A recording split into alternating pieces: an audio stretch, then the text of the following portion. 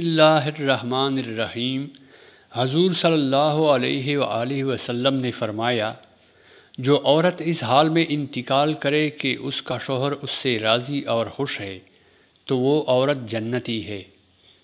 جو شخص قرض دار کو مہلت دے یا قرض معاف کر دے تو اللہ تعالیٰ اس کو قیامت کے دن کی سختیوں سے محفوظ رکھے گا۔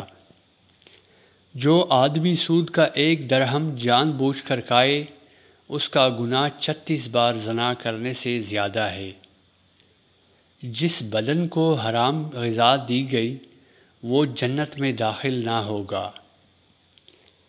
انسان کا اپنی زندگی کے ایام میں 1 درہم صدقہ کرنا مرنے کے وقت 100 درہم صدقہ کرنے سے بہتر ہے۔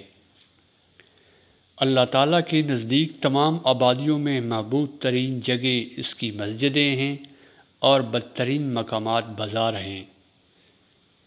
قیامت کے دن لوگوں میں سب سے زیادہ میرے قریب وہ شخص ہوگا جس نے سب سے زیادہ مجھ پر درود بھیجا ہے۔ جو عورت بغیر کسی عذر معقول کے شوہر سے طلاق مانگے اس پر جنت کی خوشبو حرام ہے۔ حسد سے اپنے آپ کو بچاؤ، اس لیے کہ حسد نیکیوں کو اس طرح کہا جاتا ہے جس طرح آگ لکڑی کو۔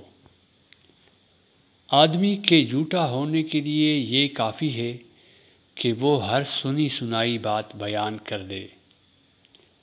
جو شخص اللہ کی رضا کی خاطر مسجد بناتا ہے تو اللہ اس کے لیے جنت میں گھر بناتا ہے۔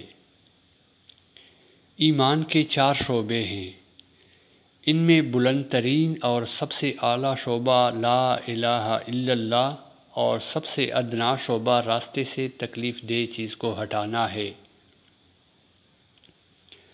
سب سے بڑی زیادتی یہ ہے کہ آدمی ناحق کسی مسلمان کی بے عزتی کرے۔ جب بندہ جھوٹ بولتا ہے تو اس کی بدبو سے فرشتہ 1 میل دور ہٹ جاتا ہے۔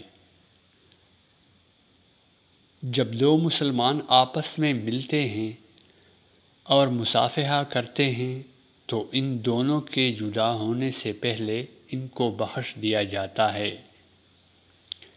جس نے استغفار کو لازم کر لیا تو اللہ تعالیٰ اسے ہر غم اور تکلیف سے نجات دے گا اور ہر تنگی سے نکلنے کا راستہ پیدا فرما دے گا۔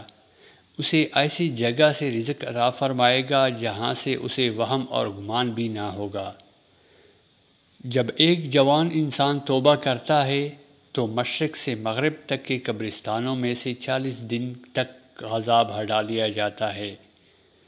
فتنوں کے دور میں صبح کو آدمی مومن ہوگا تو شام کو کافر، اور شام کو مومن ہوگا تو صبح کو کافر ہو جائے گا۔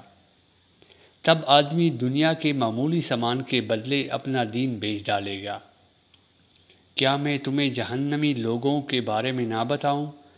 ہر سخت مزاج، بد اخلاق اور تکبر کرنے والا جہنمی ہے۔ جو شخص زنا کرتا یا شراب پیتا ہے تو اللہ تعالیٰ اس کے ایمان کو دل سے ایسے نکال دیتا ہے جس طرح آدمی قمیض سر کی جانب سے